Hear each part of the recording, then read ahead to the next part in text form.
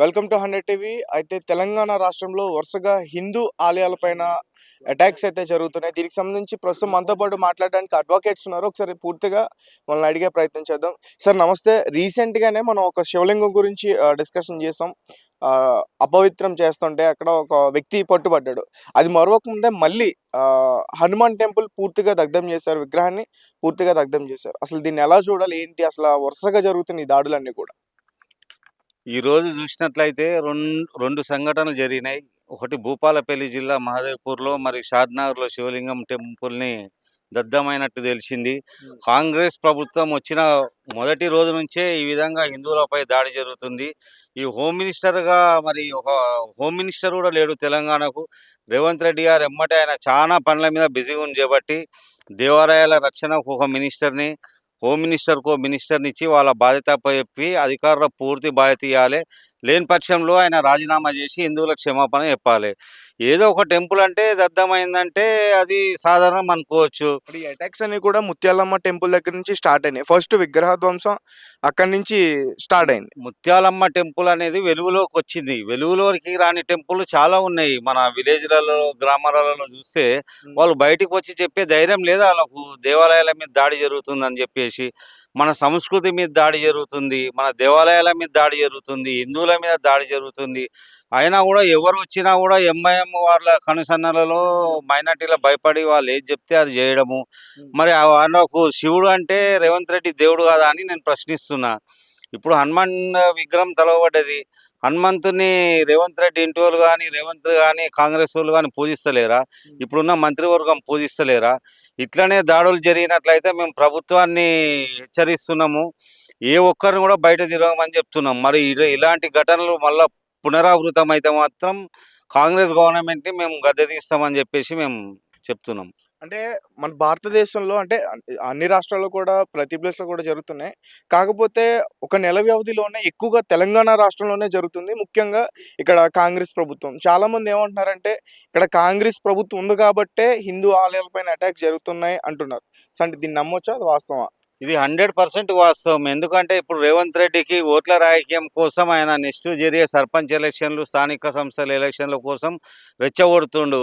హిందువులంటే BJP అని చెప్పేసి వాళ్ళని డామినేట్ చేయడానికి ఇటువంటివన్నీ చేసి హిందువులపై ప్రేమ కానీ చూపించిన ఇలా రెచ్చగొడితే అతనికే వ్యతిరేక ఓట్లు ఎక్కువ పడతాయి కదా! హిందువులకు ఎవరికుందండి ఈరోజు? హిందువులు అంతా సానుభూతి పరులు. మనకెందుకులే అనే టైపు అని మన దేవాలయాలను చేసిరని చెప్పేసి ఎంతమంది హిందువులు దాడి చేస్తుర్రు ఈరోజు. హిందువులు గనుక దాడి చేసి హెచ్చరిస్తే ఈ రేవంత్ రెడ్డికి గాని ఇంకే గవర్నమెంట్ ఉన్నా ఈ ధైర్యం చేయగలుగుతారా వాళ్ళు? హిందువులు చేతగాని వాళ్ళు వాళ్ళకు అసంఘటితంగా ఉండరని చెప్పేసే కదా మన మీద ఈ దాడులు జరుగుతున్నాయి. ఇవన్నీ చూసి హిందువులు మేలుకోవాలని చెప్పేసి నేను సో, కోరుకుంటున్నాను. మీరెలా చూస్తారు సార్? అంటే వరుసగా జరుగుతున్న ఈ సంఘటనలన్నీ కూడా. గత కొన్ని రోజుల నుంచి చూస్తే సికింద్రాబాద్ ముత్యాలమ్మ టెంపుల్ దాడి జరిగిన తర్వాత ఈ యొక్క రాష్ట్రంలో అసలు ల్యాండ్ ఆర్డర్ ఉందా అని చెప్పి మాకు అనిపిస్తుంది.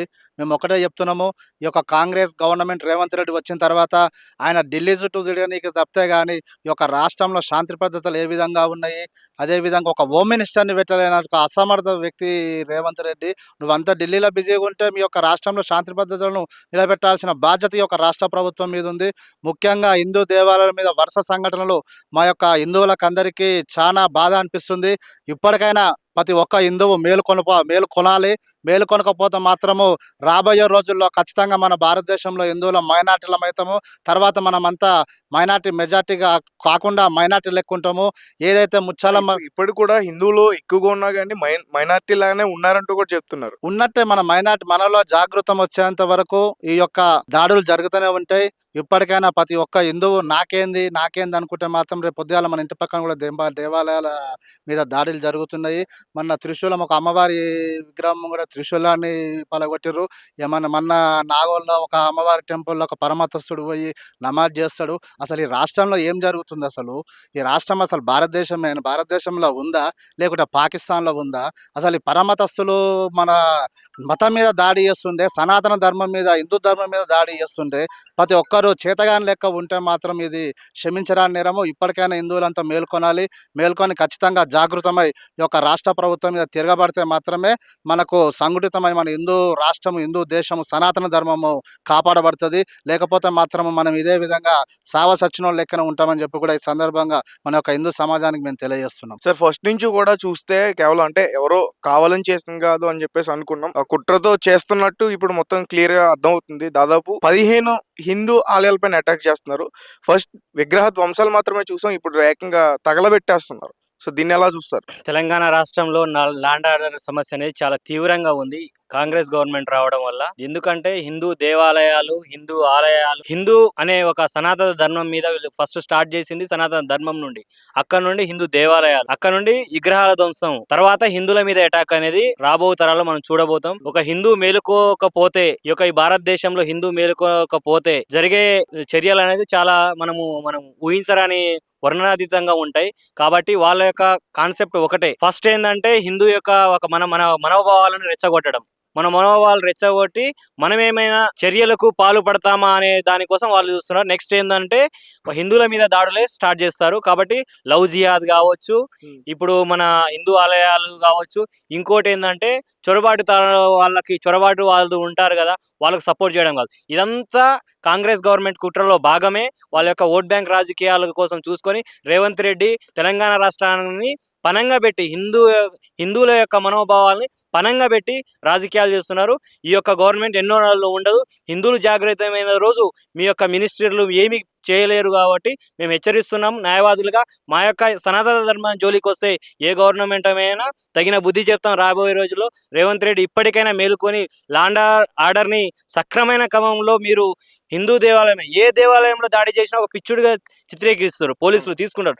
ప్రాథమిక స్టేట్మెంట్ తీసుకున్న తర్వాత అతన్ని ప్రొటెక్ట్ చేస్తున్నారు. ఇక్కడ ముత్యాలమ్మ టెంపుల్ కావచ్చు, పాత బస్సులో భూలక్ష్మి అమ్మ టెంపుల్ కావచ్చు, శంషాబాద్ లో హనుమాన్ టెంపుల్ కావచ్చు, ఇప్పుడు జరుగుతున్న శివాలయం టెంపుల్ కావచ్చు, నాగోల్లో జరిగిన మన చండీమాత టెంపుల్ కావచ్చు. ఇలా మన సెవరల్ చూసుకున్న తెలంగాణ రాష్ట్రంలో ఉన్న అన్ని, భూపాలపల్లిలో ఈ రోజు జరిగింది. ఇలా చూసుకుంటూ పోతే తెలంగాణ రాష్ట్రంలో ఉన్న అన్ని దేవాలయాలు, ఒక మసీద్ మీద జరగదు, ఒక చర్చి మీద జరగదు, ఇంకా వేరే పరమతస్తుల మీద ఏ దాడి జరగదు. కాదు సార్, అంటే ఇప్పుడు ఎవరైతే దాడి చేశారో వాళ్ళు పట్టుబడుతున్నా వాళ్ళపైన ఎటువంటి యాక్షన్స్ కూడా తీసుకోవట్లేదు కదా. అదే చెప్తున్నాను కదండి, వాళ్ళకి స్వార్థ ప్రయోజనాలు. వాళ్ళకి కావాల్సింది ఏంటి? ముఖ్యమంత్రి సీటు కావాలి. రేవంత్ రెడ్డి డైరెక్ట్ చెప్తున్నారు కదా, ప్రజలు ఎటుపోతే ఏముంది, అతనికి కావాల్సింది సీఎం సీటు, అది ఒకటి చాలు. ఎవరినైనా పనంగా పెట్టడానికి రెడీగా ఉంటారు. అతని స్టేట్మెంట్, పాత స్టేట్మెంట్లు అన్ని చూడండి మీరు. అతను ఎక్కడి నుండి వచ్చారు, ఇప్పుడు ఎక్కడ ఉన్నారు, ఏం చేస్తున్నారు అనేది క్లియర్ కట్ గా అందరికి తెలుసు కదండి. ల్యాండ్ ఆర్డర్ ఎవరి చేతిలో ఉంది? సార్ ఈ 15 రోజుల్లో ఆలయాలపైన అటాక్ తో పాటు ఒక 1 వీక్ బ్యాక్ అనుకుంటా ఉగ్రవాదుల దగ్గర నుంచి కూడా ఎన్ఐఏ అలర్ట్ కూడా ప్రకటించింది. సో దాని గురించి అన్న మీకు ఐడియా ఉందా? దాన్ని అబ్జర్వ్ చేశారా మీరు? అవునండి, ఉగ్రవాదులు ఇప్పుడు ఇన్సిడెంట్ ఒక కేఎల్ఎం స్కూల్ అనేది మేము వెళ్ళామండి. కేఎల్ఎం స్కూల్లో మత బోధనలు జరుగుతున్నాయి, మదర్సాల లెక్కనే. అదొక క్రిస్టియన్ మైనారిటీ స్కూల్. దాంట్లో జరుగుతుంది మదర్సాలో ప్రాఫిట్ మహమ్మద్ గురించి ఉగ్రవాద సంస్థలు అక్కడ క్విజ్ కాంపిటీషన్లు పెట్టి బహిరంగంగా క్విజ్ కాంపిటీషన్ పెట్టినా కూడా అడ్వకేట్లు ఎవరైనా మేము వెళ్ళి ఆ కంప్లైంట్ ఇచ్చినా కూడా ప్రశ్నించినందుకు మా మీద కూడా అక్రమ కేసులు పెట్టారు. 41 నోటీస్ కూడా మేము రీసెంట్లీ తీసుకోవడం జరిగింది. కాబట్టి ఇక్కడ ఏం జరుగుతుందంటే గవర్నమెంట్ పూర్తిగా సహకరిస్తుంది, పూర్తిగా దీని ఇన్వాల్వ్మెంట్ గవర్నమెంట్ ఉంది. కాబట్టి దీని మీద ఇప్పటికైనా ఒక కమిటీ వేసి, ఒక నివేదిక వేసి ఈ యొక్క హిందువుల యొక్క మనోభావాలు కాపాడాలి, సనాతన ధర్మాన్ని అందరూ ఒక బోర్డు అనేది ఏర్పాటు చేయాలని మేము అందరినీ కోరుతున్నాం. Thank you.